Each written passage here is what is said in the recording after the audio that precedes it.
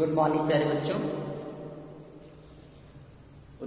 आपको बताया जा चुका है कि उत्तर प्रदेश सरकार के द्वारा कोविड-19 को ध्यान में रखते हुए लगभग 30% सिलेबस कम कर दिया गया है।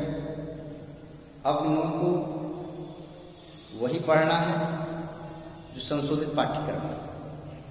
तो जहाँ तक हमने आपको पढ़ाया था उसके आगे हम लोग आज पढ़ते हैं। हमने आपको बताया था कि वैद्युत फ्लक्स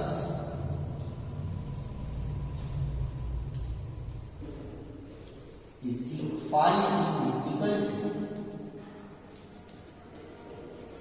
इंटीग्रेशन समाकलन E डॉट dA। और यहां पर हमने क्या लिखा था? पृष्ठ समाकलन। ए का मतलब हमने क्या बताया था? पृष्ठ समाकलन। अगर कोई बंद पृष्ठ है तो फाई ई बराबर क्या होगा? Integration phi E dot d. ये जो फाई, ये जो सर्किल बना हुआ है, इसका मतलब पूरे पृष्ठ की बात कर रहे हैं, पूरे बंद पृष्ठ की बात। ये जो घेरा हुआ है इसका मतलब पूरे बंद पृष्ठ की बात कर रहे हैं। क्लियर हुआ कि नहीं? तो फाई इसका किसके हो जाएगा? E dot d. और आपको बताया जा चुका कि A dot d is equal to किससे होता है? E dot d is equal to A B cos theta. बताया जा चुका। तो यहां से integration E dot d, A की यहां पर क्या हो गया? ई हो गया, और बी की यहां पर क्या हो गया? डी ए हो गया। तो यहां पर लिखेंगे E इंटू डी ए, और ए और डी ए का जो एंगल था वो कितना था? Cos theta. बताया था मैंने आपको।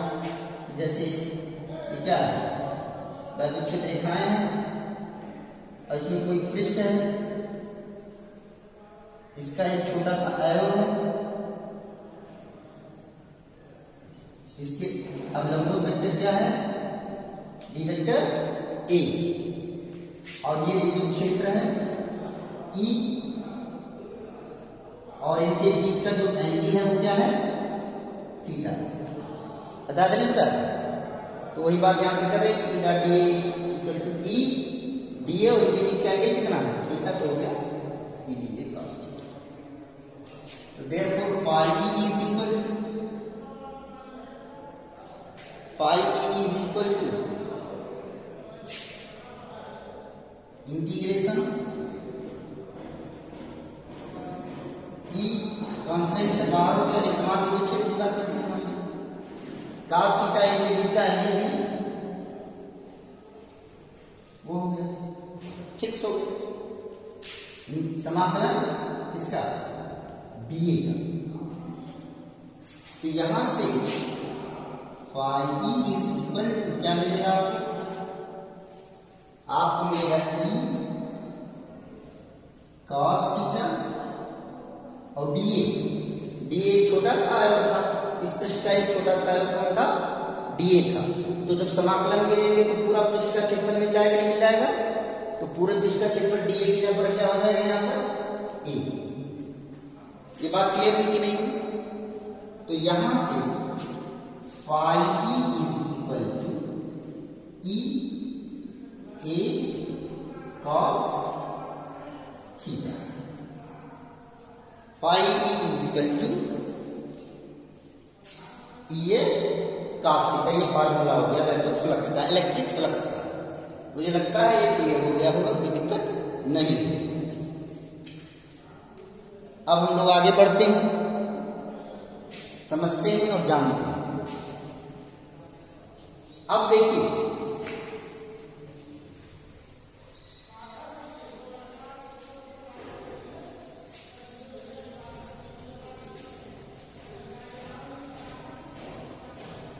कंडीशंस देखिए।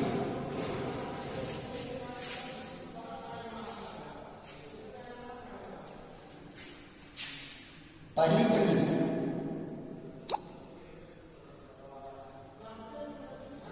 पहली स्थिति।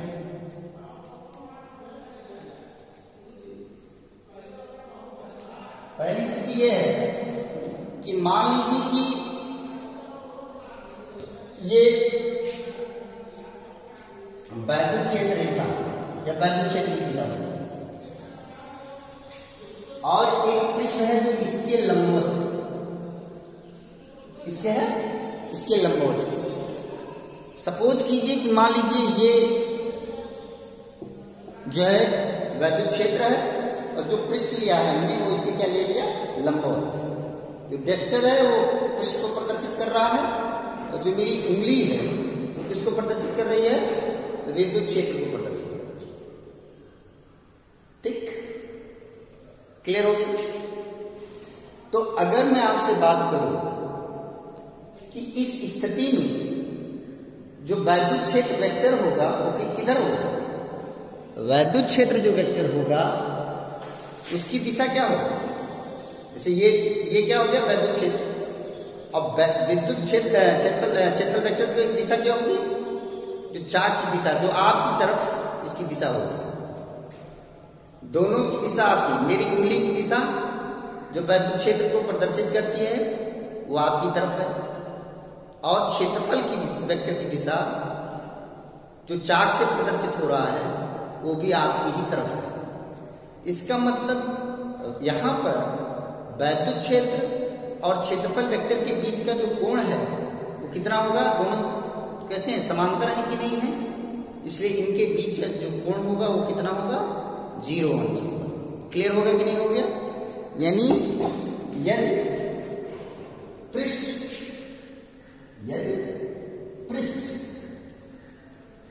क्षेत्रफल पृष्ठ विद्युत क्षेत्र की क्या है, लंबवत है,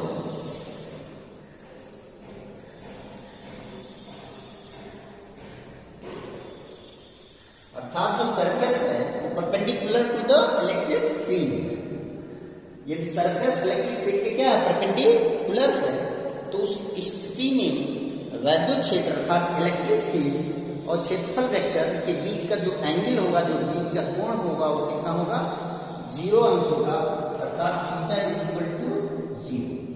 यानी ई हो गया ये और डीए भी हो गया इधर, तो इनके बीच का जो एंगल है वो कितना हो गया, दोनों समांतर हो गए कि नहीं हो, तो थीटा कितना हो गया, 0। थीटा कितना है, 0। थीटा कितना आ गया, 0। तो यहां से फाई किसको होगा, ई ए इंटू cos थीटा कितना हो जाएगा, 0। और cos 0 की वैल्यू कितनी होती है, 1। तो फाई इज इक्वल टू किससे मिल जाएगा, ई इंटू ए। क्लियर? अब दूसरी स्थिति को देखते हैं। दूसरी स्थिति क्या होगी,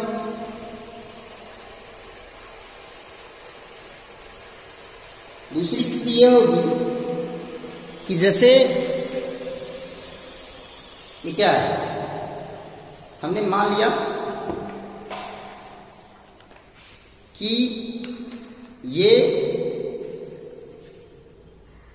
पृष्ठ है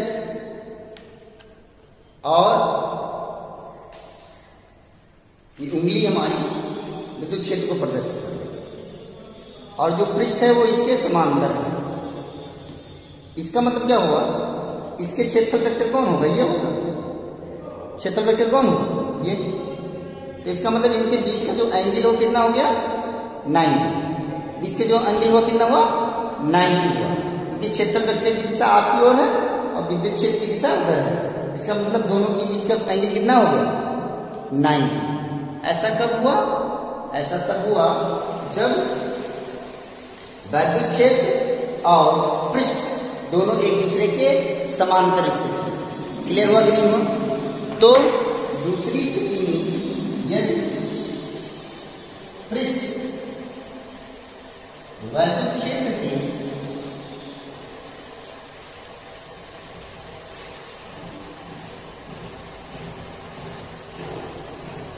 समांतर स्थित है,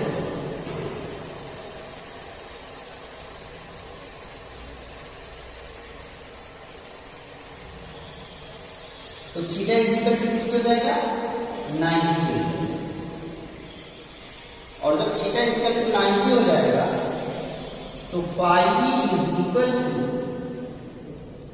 किसके होगा E इंटू ए इंटू cos 90। cos 90 की वैल्यू कितनी हो गई 0, तो फाई इज इक्वल टू क्या हो गया 0। तो क्या देखा कि आपने यदि पृष्ठ वैद्युत क्षेत्र के समांतर होगा तो उस पृष्ठ से गुजरने वाला वैद्युत फ्लक्स क्या होगा 0 के बराबर होगा। ये बात क्लियर हुई कि नहीं हुई, समझ में आ गया कि नहीं आ गया, कोई दिक्कत नहीं होगा। चलिए आगे बढ़ते हैं हम।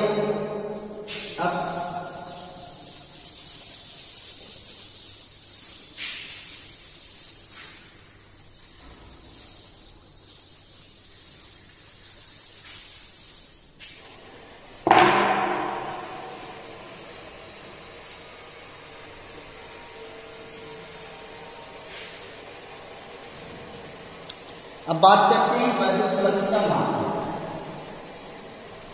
इसका वैद्युत फ्लक्स का मान,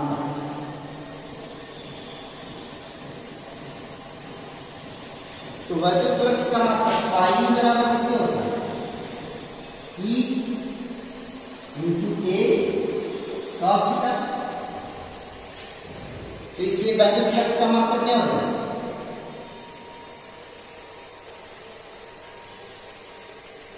वैद्युत फ्लक्स का मात्रक बराबर E क्या है विद्युत क्षेत्र है, और विद्युत क्षेत्र का मात्रक आप जानते हैं न्यूटन प्रति कूलम। ए क्या है क्षेत्रफल है, तो क्या हो गया इंटू मीटर स्क्वायर, और इंटू cos थीटा, और cos थीटा को कोई मात्रक नहीं होता है, इसलिए वैद्युत फ्लक्स का मात्रक हो गया क्या हो गया न्यूटन प्रति coulomb into metre square. Clear हो गया नहीं हो गया। अब इसी को कभी एमकेएस पद्धति में भी बदल सकता है, जैसे न्यूटन को आपने लिख दिया किलोग्राम मीटर प्रति second square, coulomb Q is equal to I into T से भी उसको आप बदल सकते हैं। तो ये आपका काम है, मेहनत कीजिए। अब हम लोग आगे बढ़ते हैं। अब देखिए यहाँ से इसी को हम लिख सकते हैं न्यूटन है, तो न्यूटन क्या होगा अभी जो हमने बताया था किलोग्राम मीटर प्रति सेकेंड स्क्वायर, ये हो गया न्यूटन बटे मीटर स्क्वायर इंटू क्या होगा मीटर स्क्वायर अपान कूलम। तो Q बराबर आपको क्या बताया गया, Q बराबर आपको बताया गया है I इंटू T। तो जब Q बराबर I इंटू T के बताया गया है, यहाँ पर क्या होगा Q की जगह क्या होगा I क्या है धारा का मात्रक एम्पियर, और T का मात्रक सेकेंड, एम्पियर सेकेंड। तो यहां से आप इसका एक मात्रक लिख सकते हैं किलोग्राम मीटर, यहां पर है मीटर क्यूब, क्या होगा किलोग्राम मीटर क्यूब बटे एम्पियर, किलोग्राम मीटर क्यूब बटे एम्पियर, किलोग्राम बटे मीटर क्यूब बटे एम्पियर, और सेकेंड स्क्वायर यहां पर, सेकेंड यहां पर कितना हो गया सेकेंड का क्यूब, ये हो गया इसका मात्रक। देखिए न्यूटन बल का मात्रक किलोग्राम मीटर पर सेकेंड स्क्वायर बटे कूलम, कूलम बटे में है तो एम्पियर सेकेंड हो गया इंटू मीटर स्क्वायर हो गया यहाँ पर, तो ये हो गया किलोग्राम, ये मीटर और मीटर स्क्वायर कितना हो गया मीटर क्यूब बटे एम्पियर को एम्पियर लिख दिया, सेकेंड स्क्वायर इंटू सेकेंड क्या हो गया सेकेंड क्यूब। तो यहां से विमीय सूत्र अगर हम लिखना चाहें, इसका विमीय सूत्र क्या होगा इसका विमेय किलोग्राम, इसका मात्रक द्रव्यमान का यम हो जाएगा। ये क्या होगा, मीटर क्यूब तो क्या हो जाएगा, L क्यूब L3 हो गया अपान एम्पियर का K हो गया और सेकेंड का T3। क्लियर? तो ये कहा जाएगा, ऊपर जाकर और चेंज होगा, तो इसको लिख सकते हैं M L3 T power T3 जो ऊपर जाएगा क्या हो जाएगा -3 और A ऊपर जाएगा तो क्या हो जाएगा -1। ये बात क्लियर हुई कि नहीं हुई?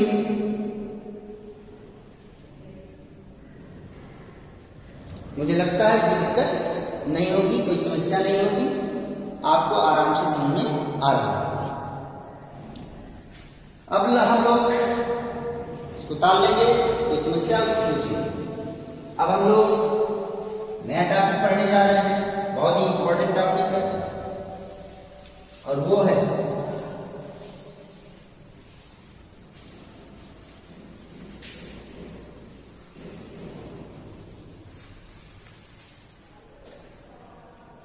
गास का प्रमेय।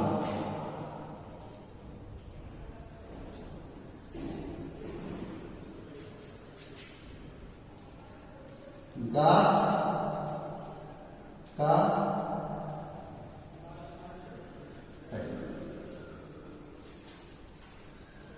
गास का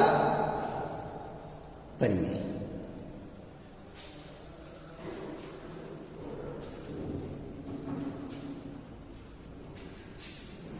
क्लियर?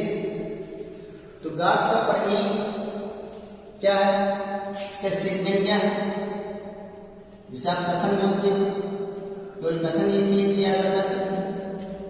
किसी बंद पृष्ठ से गुजरने वाला, किसी बंद पृष्ठ से गुजरने वाला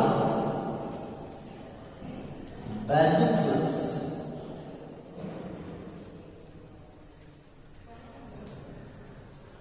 किसी बंद पृष्ठ से गुजरने वाला वैद्युत फ्लक्स उस पृष्ठ से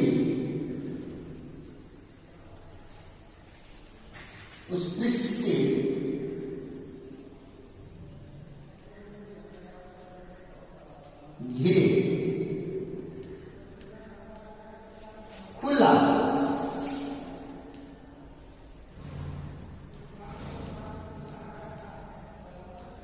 जिसे हम नेट आवेश बोलते हैं, कुल आवेश का 1/ε0 गुना होता है।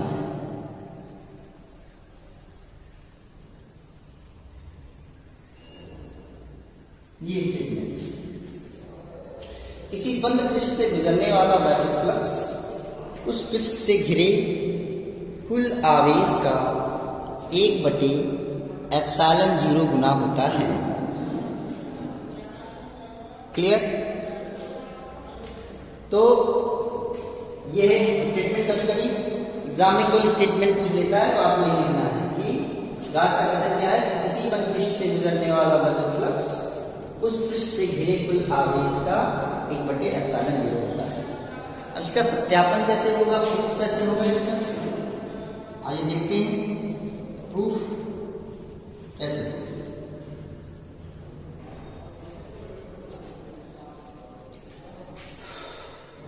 देखिए, मान लीजिए कि एक बंद पृष्ठ है इस तरह से,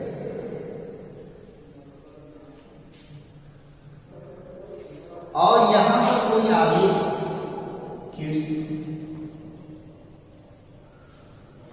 क्लियर? हमने इस बंद पृष्ठ पर एक छोटा सा आयन लिया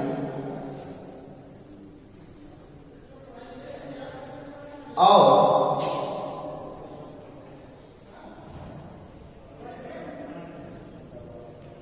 ये जो एवयम,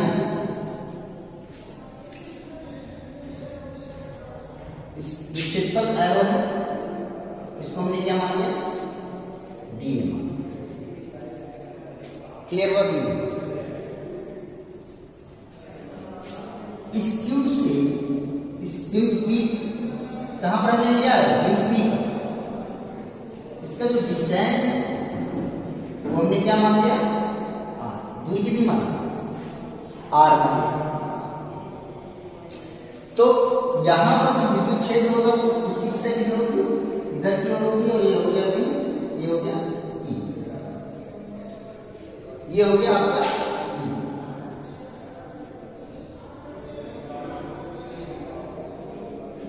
क्लियर? और क्षेत्रफल वेक्टर क्या होगा, ये हो गया, ये हो गया डी। तो इनके बीच का जो एंगल होगा वो क्या होगा, थीटा होगा कि नहीं होगा? ध्यान से देखिए, एक बंद पृष्ठ लिया हमने, इस बंद पृष्ठ के किसी बिंदु O पर एक आवेश है, वो क्या है, Q। इस बिंदु आवेश Q से इस बंद पृष्ठ के भीतर में एक छोटा सा पृष्ठ एवं हमने क्या लिया, डीए लिया, जो लिया, और इस बिंदु आवेश Q के कारण, इस आवेश Q के कारण बिंदु P पर जो वैद्युत क्षेत्र की जो तीव्रता हो गया है E है, और एक सीधी रेखा में होगा, आपको बताया जा चुका है, एक सरल रेखा में होगा, यानी विद्युत क्षेत्र की दिशा कौन होगी, E होगी। और क्षेत्रफल वेक्टर जो है वो अभिलंबों बाहर की ओर होता है, तो अभिलंबों बाहर की ओर कितना हो गया, डीए, और इनके बीच का जो एंगल है वो कितना हो गया, थीटा हो गया। तो इतना आपको लिख लेना है, क्या लिख लेना है कि मान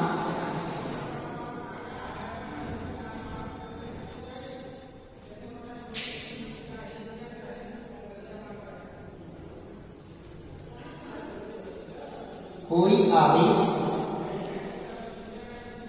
Q किसी बंद पृष्ठ के भीतर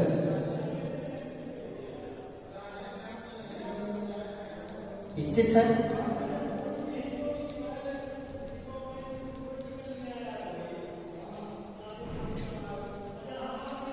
इस आवेश के कारण, इस आवेश के कारण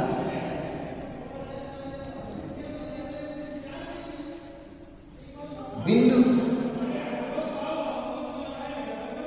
से, इस आवेश के कारण इससे स्मॉल r दूरी पर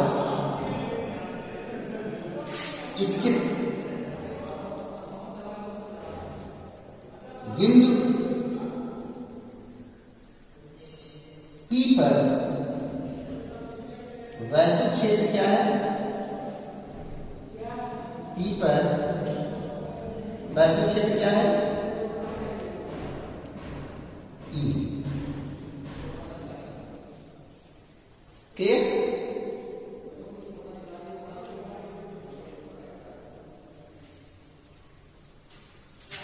एक क्षेत्रफल एरो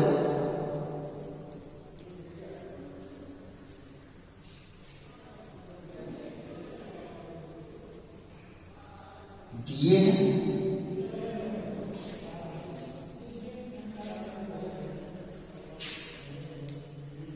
तथा वैद्युत क्षेत्र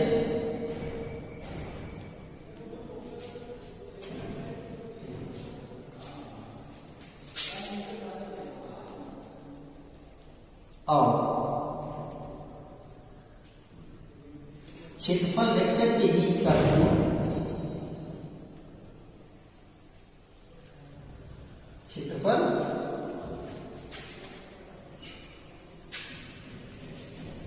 वेक्टर के बीच का कोण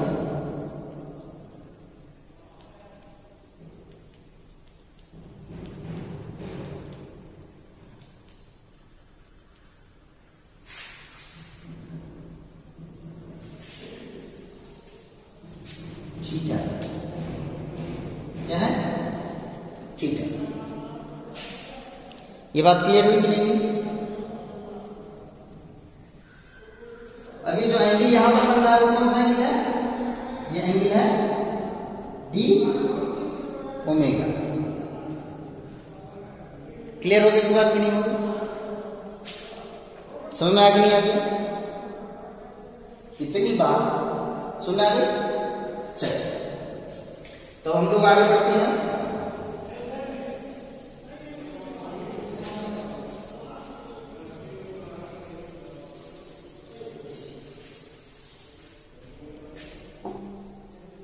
अतः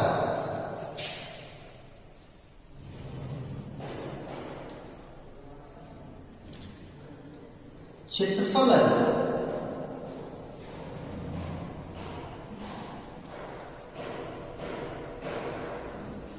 डीए से गुजरने वाला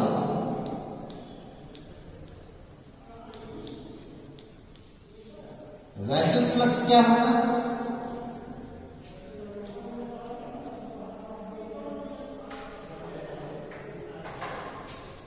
D phi is equal to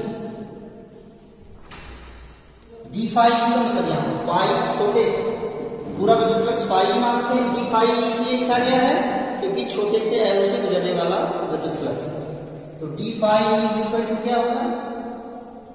E D A cos theta. इसलिए D phi is equal to E क्या है?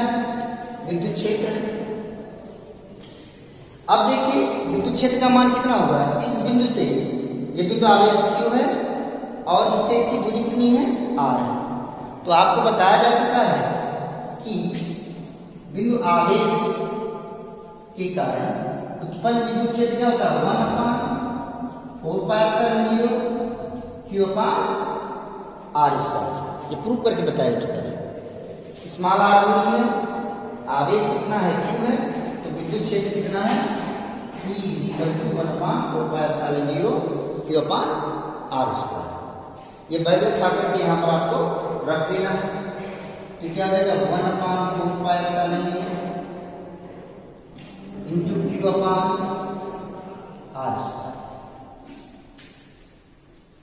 ये हो गया into D A cos theta. Therefore, d phi e is equal to क्या लिख सकते हैं? Q1 जब Q/4πε0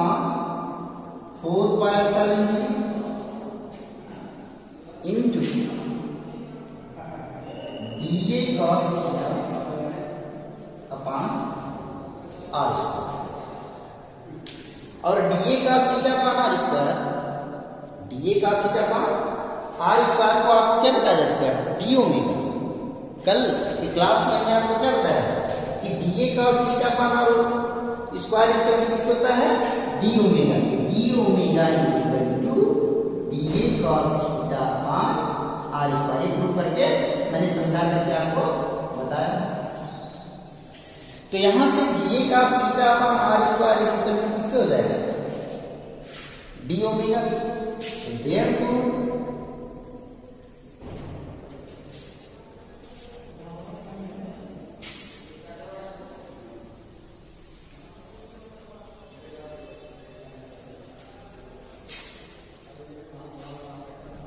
Therefore, d phi is equal to क्या हो जाएगा? Q/4πε0 into D omega. ये किससे गुजरने वाला विद्युत फ्लक्स होगा? डीए से गुजरने वाला फ्लक्स होगा। और हमको क्या निकालना है? इसी बंद पृष्ठ से यानी पूरे पृष्ठ से गुजरने वाला फ्लक्स। क्या करना है? पूरे पृष्ठ से गुजरने वाला विद्युत फ्लक्स ज्ञात करना है। तो आप लिखेंगे इसलिए पूरे पृष्ठ से गुजरने वाला विद्युत फ्लक्स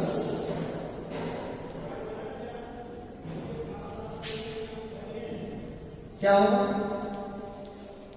तो क्या करेंगे? समाकलन करेंगे कि नहीं करेंगे? तो जब समाकलन करेंगे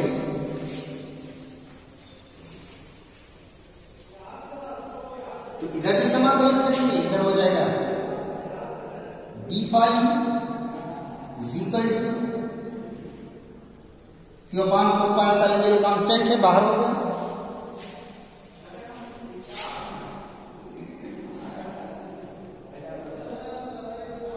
क्योंकि क्यों कांस्टेंट क्यों है? क्योंकि ये जो आवेश इसमें स्थित है वो नियत है, और ये जो आप जानते हैं कि पहले से ही कांस्टेंट है। और समाकलन हो गया किसका? ड्यू। ये चिन्ह क्यों बनाया गया है? इसका मतलब पूरे बंद पृष्ठ की बात हो रही है, इसलिए फाई इज इक्वल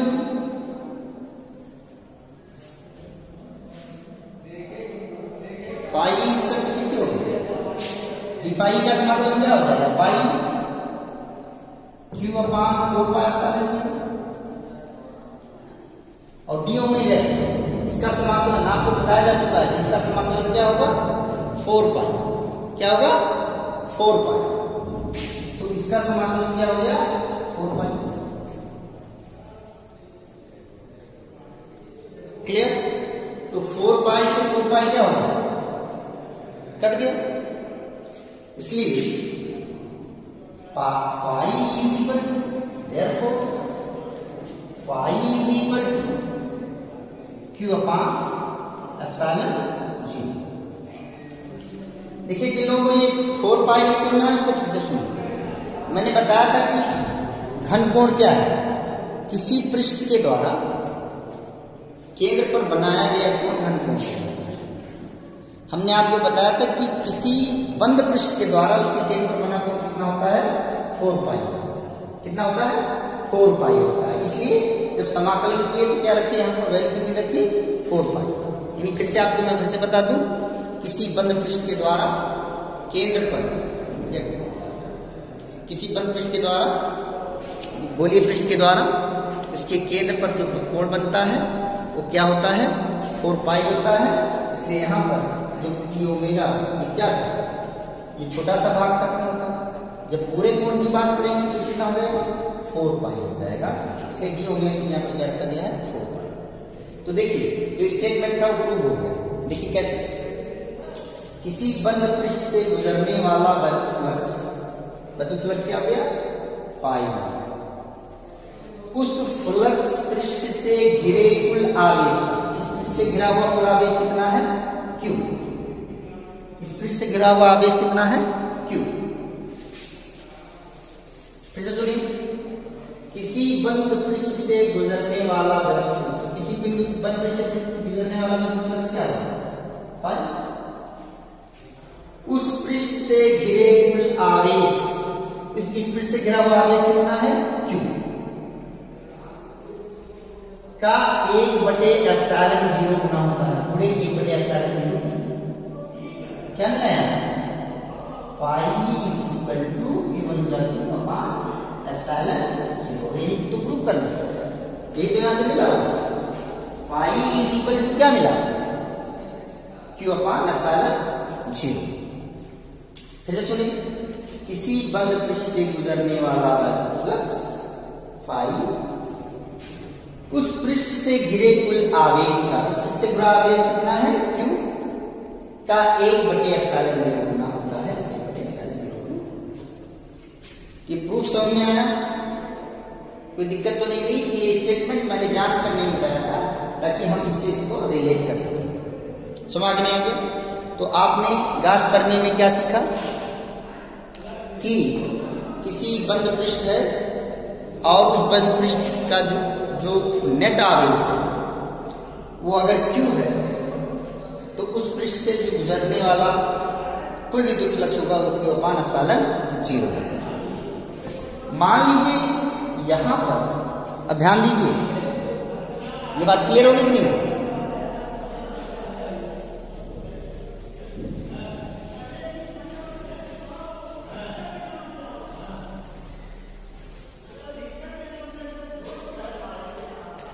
अब मान लीजिए कि बंद पृष्ठ है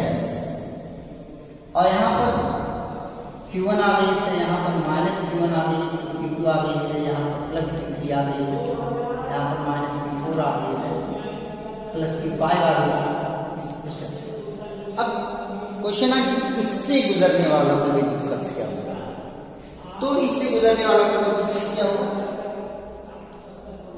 1/ε0 तो होगा ये इंटू नेट। नेट का मतलब क्या होगा, Q1 plus minus Q2 plus Q3 minus Q4 और प्लस Q1। ये क्लियर हो कि नहीं भाई। फाई बराबर किसको होता है, आपको अभी प्रूव करके बताया। फाई बराबर 1/ε0 इंटू Q बताया ना। तो 1/ε0 हो गया और इंटू Q क्या है, नेट आवेश, कुल आवेश।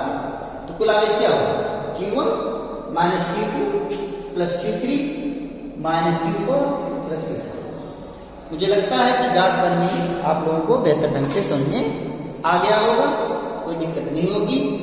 अब गास नियम के एप्लीकेशन से कल हम लोग कई जो है तार के कारण उत्पन्न विद्युत क्षेत्र ज्ञान करेंगे और चादर के आवेशित चादर के कारण उत्पन्न विद्युत क्षेत्र प्राप्त करेंगे। यदि आपको कोई समस्या होगी तो आप मैसेज कर सकते हैं हमारे नंबर पर। धन्यवाद। आज की क्लास यहीं पर समाप्त।